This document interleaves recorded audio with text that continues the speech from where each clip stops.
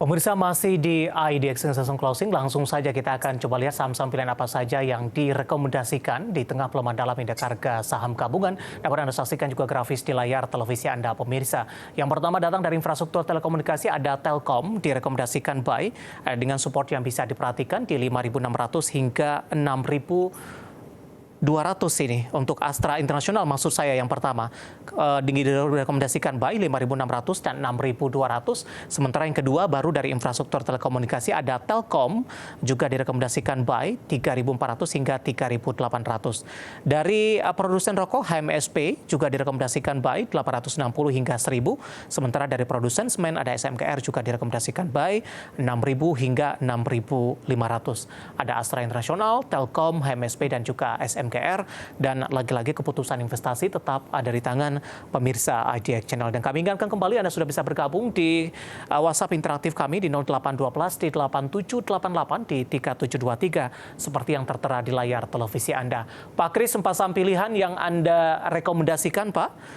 Rata-rata ini dari sisi kinerja oke di kuartal ketiga di 2023, dan meskipun beberapa saham MSP dan SMKR hari ini mengalami pelemahan setelah naik signifikan sebelumnya.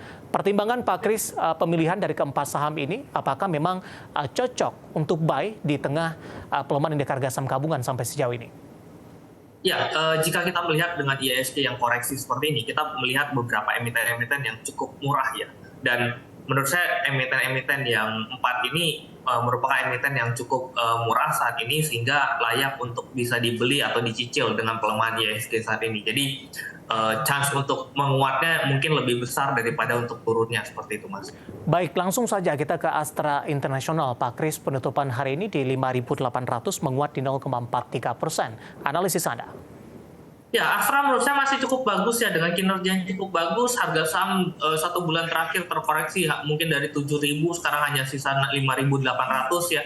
Dengan kalau kita melihat kemungkinan besar kan biasanya Astra memberikan dividen ya setiap tahun. Jadi jika kita mengacu sama seperti tahun lalu, itu mungkin sudah hampir mendekati 10% ya di dividen Astra itu sendiri. Jadi menurut saya ini area yang cukup menarik untuk kita bisa mulai mengumpulkan saham Astra.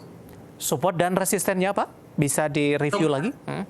Support terdekat Astra di 5.600 ya, dengan resistance mungkin sampai akhir tahun saya harapin Astra balik ke area 6.200. Baik, di penutupan perdagangan hari ini ketika sesi pertama dibuka esok hari, tidak masalah untuk rekomendasi buy?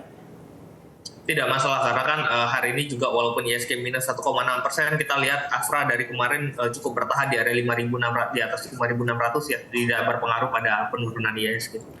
Baik, kita beralih ke saham pilihan kedua dari infrastruktur telekomunikasi. Ada Telkom, hari ini menguat signifikan meskipun di penutupan sesi kedua penguatannya lebih ke arah terbatas. Tadi sempat menguat di atas 4% dari harga sebelumnya di 3.400-an. Penutupan perdagangan kemarin hari ini sudah berada di 3.600-an. Analisis Anda, penguatan signifikan untuk Telkom hari ini?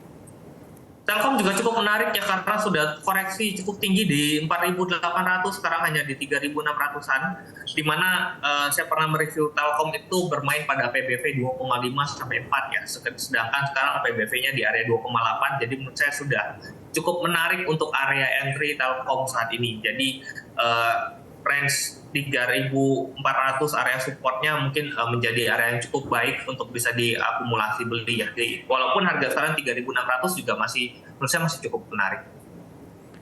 Baik, hari ini menguat di atas 3%, sementara Telkom dari sisi resistennya hingga ke 3.800. Ada target sampai dengan akhir tahun balik ke 4.000 untuk Telkom, Pak?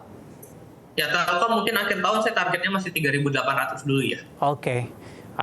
Analisis untuk Telkom saham pilihan kedua. Kita beralih ke saham pilihan yang ketiga dari produsen rokok. Ada HMSP, di mana posisinya hari ini tertekan setelah sebelumnya naik signifikan. Dari sisi kinerja juga cukup oke di kuartal ketiga 2023. Koreksi yang terjadi hari ini masih koreksi yang wajar, Pak Kris, dan momentum untuk buy untuk HMSP? Ya, justru menurut saya ini menarik ya, karena adanya koreksi setelah kenaikan yang cukup signifikan dan secara teknikal juga tidak membuat lower low, sehingga wajar jika ada koreksi. Kita harapkan nanti bisa membuat higher high lagi ketika mengalami penguatan. Secara kinerja HMSP cukup baik ya dibandingkan dengan tahun sebelumnya dan akhirnya bisa membukukan laba bersih yang meningkat dibandingkan dengan tahun sebelumnya dan seperti biasa dividennya juga kalau kita bandingkan dengan tahun lalu kinerja terendah kemarin gitu ya itu masih bisa dapat sekitar 6-7%. Jadi menurut saya di area HMSP saat ini merupakan area yang cukup murah untuk membeli saham big caps dengan dividen yang cukup besar. Baik, dengan target price di 1.000 dan direkomendasikan buy untuk HMSP. Kita beralih ke saham pilihan yang terakhir untuk SMGR, produsen semen. Analisis Anda, Pak Kris. Ya, SMGR dengan penurunannya juga cukup signifikan dan kita melihat harga batu baranya turun yang seharusnya dapat memberikan kinerja yang positif bagi SMGR ke depannya karena cost-nya di SMGR itu kebanyakan di batu bara sehingga area sekarang menurut saya cukup menarik ya di area kemarin terakhir low-nya SMGR itu di 5.700 dan harusnya sudah mulai mendekati lah mungkin sisa 5% lagi jadi masih cukup menarik untuk bisa diperhatikan SMGR sama dividen pun masih membagikan dividen dan harusnya dengan kinerja yang kembali meningkat dibandingkan tahun lalu dividen yang didapat juga semakin besar. Baik, 4 saham pilihan yang direkomendasikan ada Astra International, Telkom, HMSP, dan juga SMGR. Dan lagi-lagi keputusan investasi tetap ada di tangan pemirsa Idea Channel. Pak Kris, kita akan jeda kembali. Pertanyaan cukup banyak masuk di WhatsApp interaktif kami dan tampaknya banyak menanyakan saham-saham yang koreksi dalam hari ini. Dan pemirsa kami akan segera kembali sesaat lagi. Kita sudah sampai di segmen terakhir dan terima kasih juga untuk Anda yang masih bergabung bersama dengan kami. Pak Kris, kita lanjutkan kembali langsung saja. Kita ke pertanyaan pertama, Bapak Robert dari Surabaya menanyakan saham retail ini Pak, ada ERA. Hari ini koreksinya 14% di 344. Pak Robert nyangkut di level 426.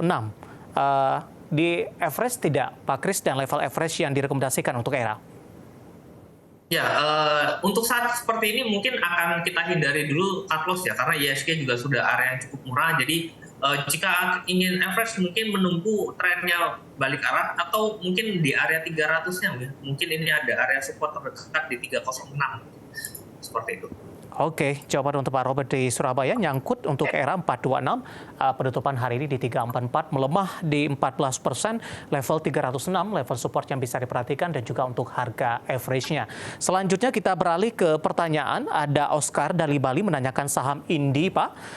Indika Energi di harga 1855, hari ini juga koreksi cukup dalam. Pertanyaan juga sama, average di harga berapa untuk Indi? Oke, Indi masih terkoreksi dengan batu bara ya, jadi hati-hati dengan ada ini kembali break area bawahnya lagi ya, membuat lower low sehingga kemungkinan area supportnya terdekat itu di area 1285 ya. Jadi saranku sih mungkin bisa exit setengah dulu untuk averaging down nanti di area bawahnya seperti itu. Strategi ini cocok tidak Pak untuk investasi jangka panjang juga?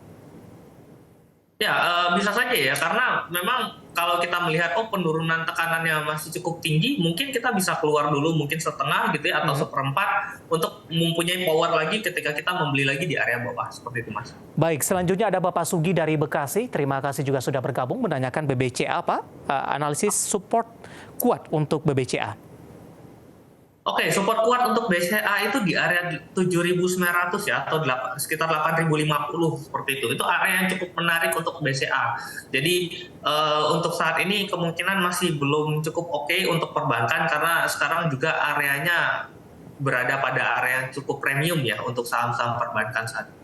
Baik, BCA hari ini tutup di 8.600, melemah di 1,71%.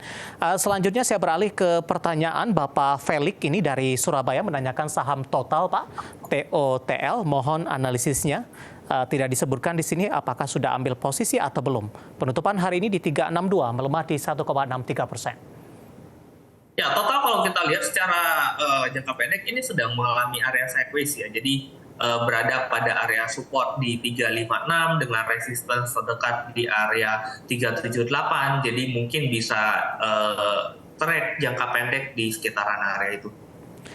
Tidak menyebutkan nama dan lokasi, Pak Kris menanyakan saham MKTR Pak, Mentobi Karyatama Raya TBK ini. Baru ingin masuk, entry level yang direkomendasikan. Oke, MKTR sendiri yang perlu diperhatikan adalah ini perusahaan tidak terlalu liquid ya, dengan volume yang sangat rendah. Jadi hati-hati jika ingin membeli ini. ya karena pasti fluktuasinya cukup tinggi dan tidak liquid ya.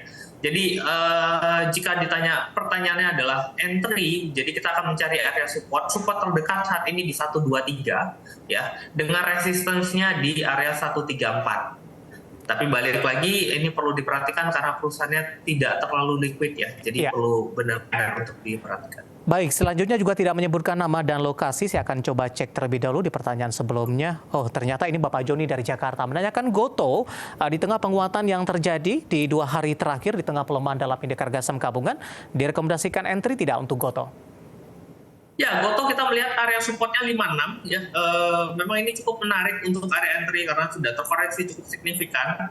Dan perhatikan area 64 ya, karena memang resistance terdekatnya di area 64. Karena sekarang mendekati area resistance, mungkin tunggu terlebih dahulu. Jika break close di atas 64 baru cukup menarik, atau nanti tampung lagi di sekitar area 59 sampai 56. Baik, terakhir Pak Kris singkat saja menanyakan INKP, Pak, hari ini mengalami tekanan dalam, nyangkut di 9.000. Apa yang sebenarnya terjadi terhadap INKP? Ya, INKP melaporkan laporan keuangan yang mengalami penurunan kinerja ya, yang kalau kita lihat sebenarnya penurunan kinerjanya masih wajar-wajar saja ya, karena penjualannya memang terlihat penurunan, tetapi kalau kita lihat secara operasional itu masih membukukan laba yang cukup signifikan, cukup tinggi. Jadi sebenarnya INKP ini menurut saya hanya sentimen dari laporan keuangan hari ini, dan secara ke depan kemungkinan masih dapat mengalami penguatan ya, terutama tahun politik pemilu. Baik, jawaban untuk Bapak Hendri. INKP hari ini koreksi cukup dalam dan tampaknya sekaligus mengakhiri kebersamaan kita untuk kali ini. Terima kasih untuk Anda yang sudah bergabung, yang sudah berpartisipasi dan lagi-lagi keputusan investasi tetap ada di tangan pemirsa IDX Channel. Pak Kris, terima kasih. Sehat selalu, Pak. Ya, terima kasih Mas Henry. Baik, ada Bapak Kris Apriliani, Branch Manager Jasa Utama Kapital Sekuritas. Akhirnya, saya David San Oval dan seluruh kerabat kerja yang bertugas mengucapkan terima kasih dan sampai berjumpa kembali.